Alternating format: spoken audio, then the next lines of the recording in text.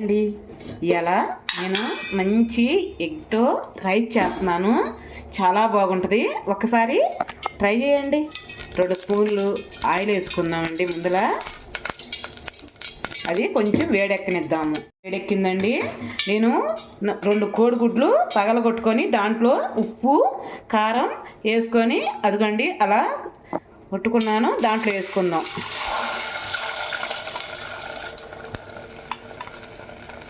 కొంచెం అది ఆగనిద్దాం. అదిగండి అలా ఏగేటప్పుడే పెద్ద ముక్కలుగా కట్ చేసుకుందాము. మరీ చిన్న ముక్కలు కాదు, మరీ పెద్ద ముక్కలు కాకుండా మీడియం సైజ్ ముక్కలుగా చేసుకుందాం.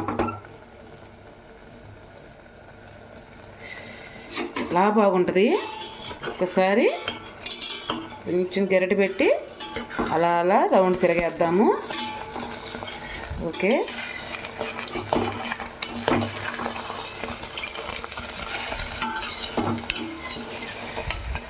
ఇదిగోండి ఒక్క 2 నిమిషాలు ఉంచుకుందాం. పెద్ద ముక్కలు కానీ నేను కట్ చేసుకుంటున్నానండి. చిన్నవి అయితే నేను చేసుకోవట్లేదు. చాలా బాగుంటుంది. పిల్లలకి లంచ్ బాక్సుల్లోకి బాగా ఉపయోగపడుతుందండి. ఇది పెద్ద పెద్ద ముక్కలు కానీ ఆమ్లెట్ వేసుకొని కట్ చేసుకుందాం.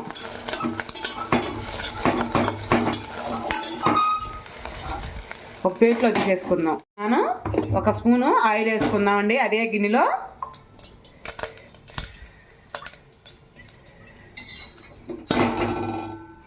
అది కొంచెం వేడెక్కిద్దాం. జీలకర్ర వేసుకుందాం.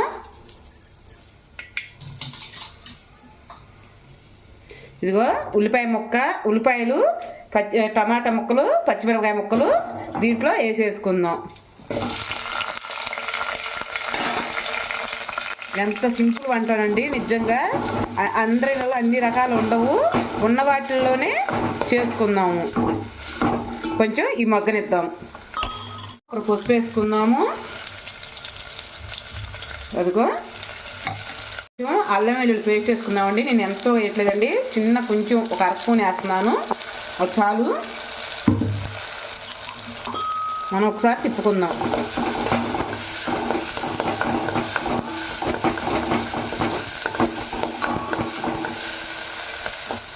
కుక్కర్ మగనిస్తాము.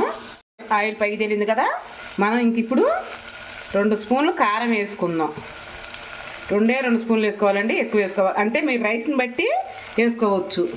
ఇదిగో ఒక 1/2 స్పూను ధనియాల పౌడరు, ఒక 1/2 స్పూను జీరా పౌడరు వేసుకున్నాక ఒకసారి గరిటె పెట్టి తిప్పుకుందాం.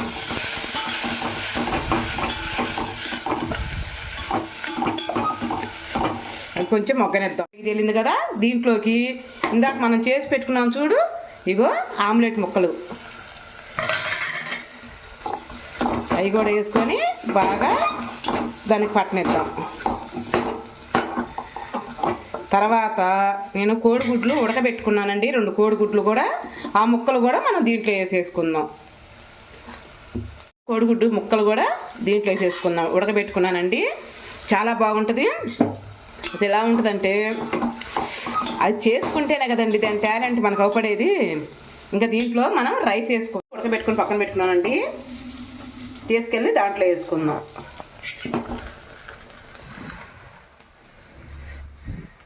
నిజంగా ఇలా చికెన్ లేదే అని అనుకోకుండా పిల్లలైనా మనమైనా సూపర్గా ఉంటుంది. ట్రై చేస్తేనే కదా తెలిసే.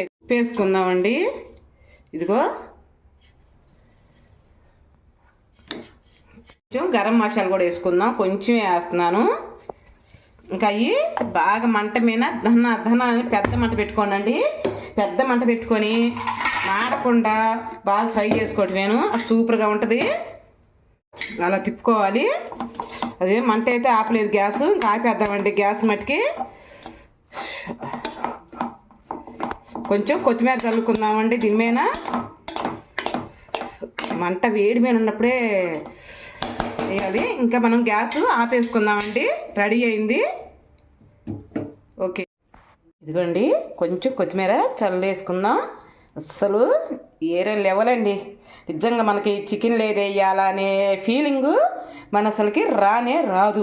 అంత బాగుంటుంది. కొంచెం తిందామండి, ఎలా ఉందో చూస్తాను.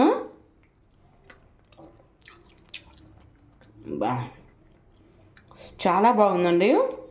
స్పైసీగా ఆ ఎగ్ ఫ్లేవరు, ఆమ్లెట్ మనం నూనెలో వేయించాం కదా, అది నిజంగా చాలా చాలా బాగుంది.